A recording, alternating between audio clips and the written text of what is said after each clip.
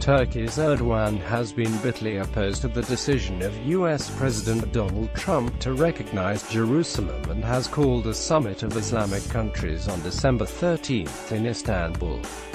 Turkish President Recep Tayyip Erdogan on Saturday described Israel as a state of occupation which used terror against the Palestinians, as he stepped up his criticism of the U.S. recognition of Jerusalem as its capital. Erdogan has been bitterly opposed to the decision of U.S. President Donald Trump to recognize Jerusalem and has called a summit of Islamic countries on December 13 in Istanbul.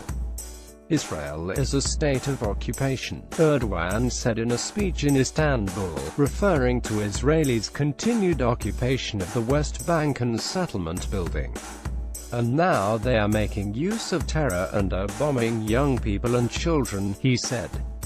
Israeli airstrikes on the Gaza Strip killed 2 Palestinians on Saturday as violence erupted this week. The pre-dawn airstrikes on a Hamas military base in Nuseirat in central Gaza came amid protests across the occupied Palestinian territories after Trump's deeply controversial move.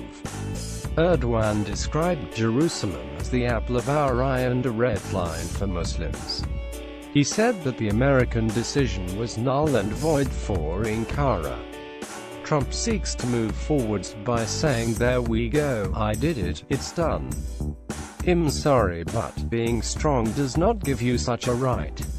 The leaders of major countries have a mission to make peace, not unleash conflicts. Erdogan on Saturday continued to play a central role in diplomatic efforts in the crisis, telephoning French President Emmanuel Macron and Lebanese President Michel Aoun, the presidency said.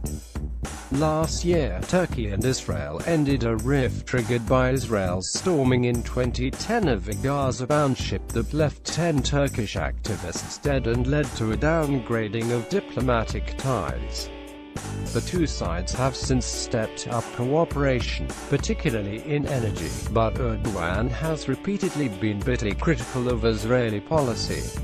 Last week he warned that Turkey's reaction could go as far as cutting relations with Israel, but he made no reference to this in his latest speech.